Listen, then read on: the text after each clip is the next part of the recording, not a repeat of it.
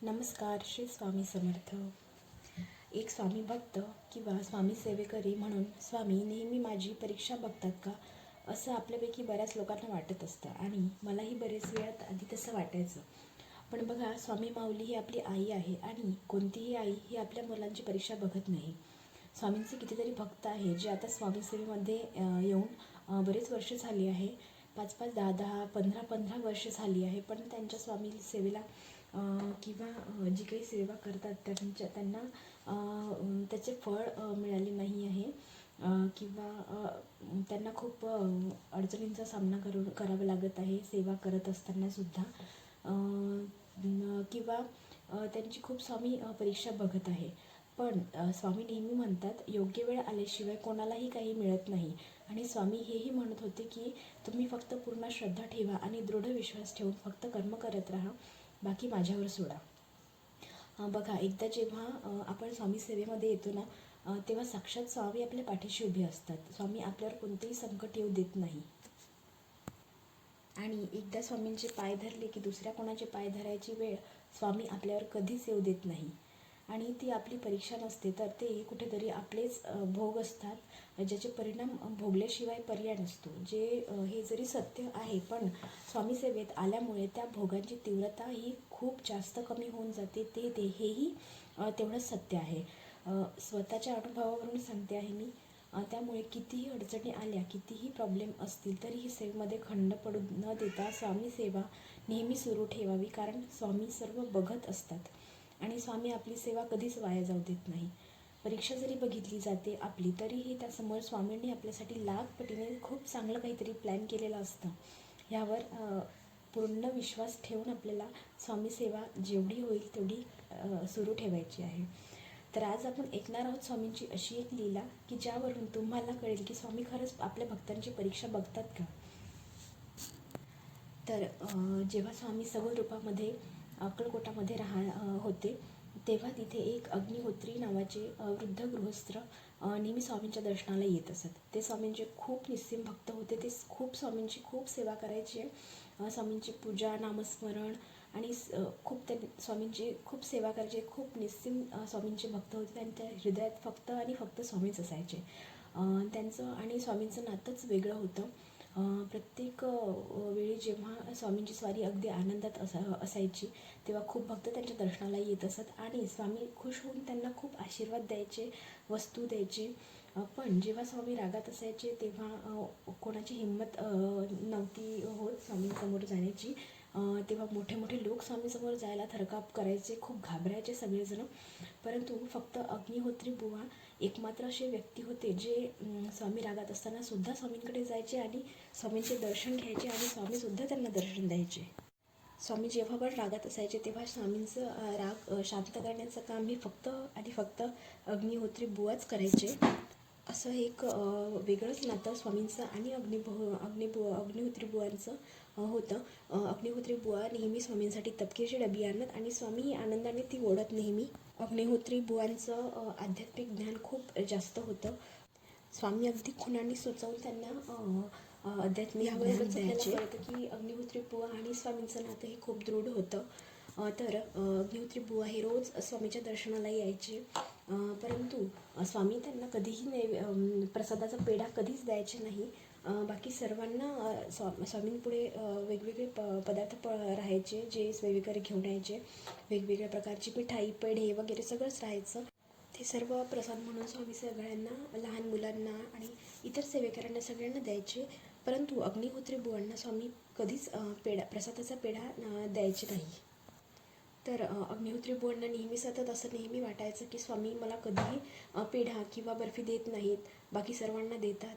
पण मग एक दिवस त्यांच्या मनामध्ये लालच आली आणि त्यांनी विचार केला की जर मला आज स्वामींनी पेढा दिला तर मी खरंच तृप्त होऊन जाईल, असं त्यांनी विचार केला. आणि पेढ्याबद्दल किंवा जी काही मिठाई आहे ते खाण्याबद्दल त्यांच्या मनामध्ये जी लालच निर्माण झाला आणि त्यांच्या मनामध्ये तो विचार आला की जर मला आज पेढा दिला स्वामींनी तर मी खरंच तृप्त होऊन जाईल.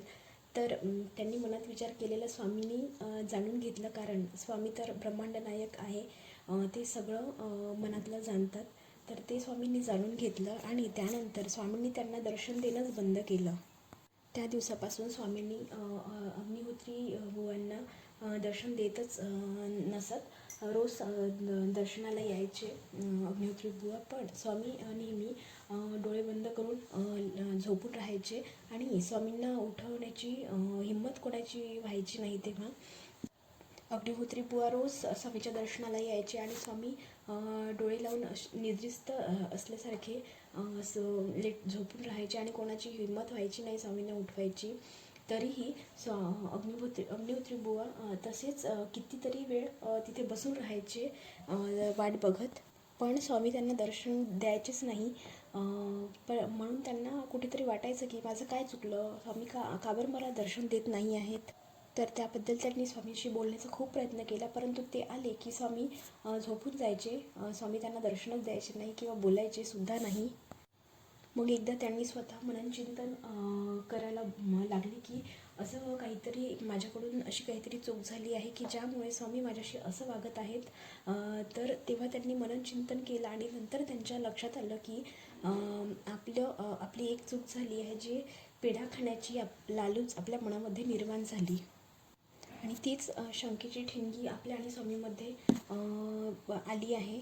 त्यामुळेच स्वामी आपल्याला दर्शन देत नाही आहेत किंवा आपल्या तेव्हा त्यांच्या लक्षात आले. याचं त्यांना खूप वाईट वाटलं आणि मग ते स्वतःलाच दोष देतात. परंतु ते तरीही रोज स्वामींच्या दर्शनाला येतात आणि स्वामींची सेवा करणं सोडत नाहीत. मग थोड्याच दिवसांनी काही अग्निकुंडासाठी गौऱ्या तयार करायचं काही काम असतं, तर त्यासाठी गौऱ्या तयार करण्यासाठी शेण आणण्यासाठी अग्निहोत्री बुवा बागेत गेलेले असतात. तेव्हा स्वामीची स्वारी ही बागेत आलेली असते, परंतु त्यांना पाहून तिथेही स्वामी डोळे मिटून घेतात आणि त्यांना दर्शन देत नाही किंवा त्यांच्याशी बोलत नाही.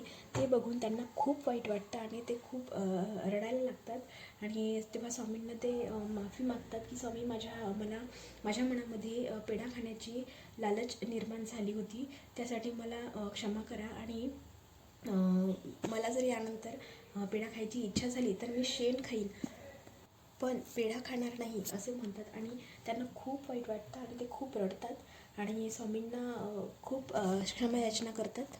खूप त्यांना यातना होतात की स्वामी मला दर्शन देत नाही आहेत आणि एका स्वामी सेवेकऱ्याला स्वामी दर्शन देत नाही आहे किंवा स्वामींची भेट होत नाही आहे, हे खूप मोठं दुःख असतं, हे आपल्या सगळ्यांना माहिती आहे.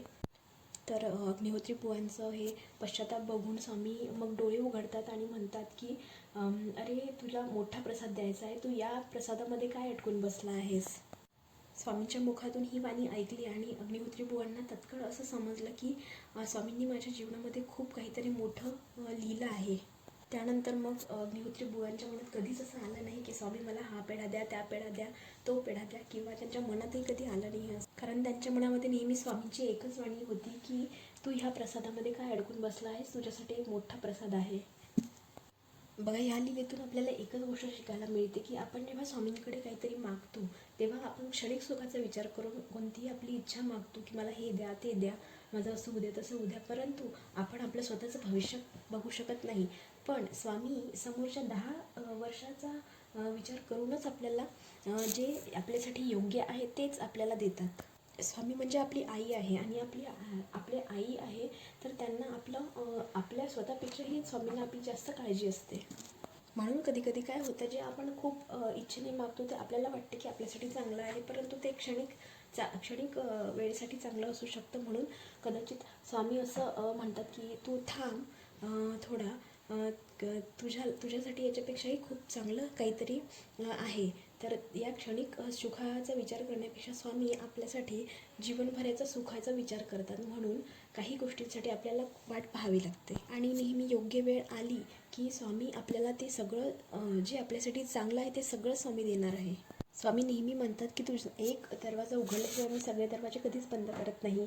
त्यामुळे नेहमी कधीही कितीही संकट आले, काही आले, आपण स्वामींचा धावा करतो तेव्हा आपल्याला वाटते की खूप संकट आहे, खूप प्रॉब्लेम्स आहे, परंतु आपल्यापेक्षा जास्त काळजी स्वामींना आपली असते. आणि स्वामींचा हात आपण धरला आहे तर स्वामींवरच विश्वास पूर्णपणे ठेवा आणि स्वामी कधीही आपल्या भक्ताची परीक्षा बघत नाहीत. अगदी तीव्र इच्छा असतानाही जर आपली इच्छा पूर्ण होत नाही आहे किंवा ते स्वामी आपल्याला देत नाही आहे, त्याच्या मागे एक कारण आहे की स्वामी त्याच्यापेक्षाही लाखपट करोडपटीने आपल्याला स्वामी देणार आहेत. त्यामुळे आपल्याला थोडा उशीर होईल म्हणजे वाट बघावी लागेल, पण नक्की स्वामी देणारच. बघा, जेव्हा आपण आईचा हात धरून असतो तेव्हा आपण एकदम सेफ फील करतो, परंतु जेव्हा आईचा हात सुटते तेव्हा एकदम आपण भरकटून जातो. पण आईलाच आपली काळजी असते. आई आपल्याला शोधून परत आपला हात पकडून आपल्याला आपले संरक्षण करत असते. तर त्याचप्रमाणे स्वामी ही आपली आईच आहे आणि ते आपलं संरक्षण नक्कीच करतील. तर त्यामुळे अविश्वास न ठेवता पूर्णपणे श्रद्धेने स्वामींची सेवा करा. आणि जरीही सेवा करत असताना कितीही मनासारख्या गोष्टी होण्यासाठी उशीर झाला तरीही अविश्वास न दाखवता स्वामींवर पूर्णपणे दृढ विश्वास ठेवून स्वामींची सेवा थांबवायची नाही आहे आणि स्वामींवर पूर्ण विश्वास ठेवायचा आहे. तर आजचा व्हिडिओ इथेच थांबवते. व्हिडिओ माहितीपूर्ण वाटल्यास लाईक, शेअर आणि सबस्क्राईब नक्की करा. धन्यवाद. श्री स्वामी समर्थ.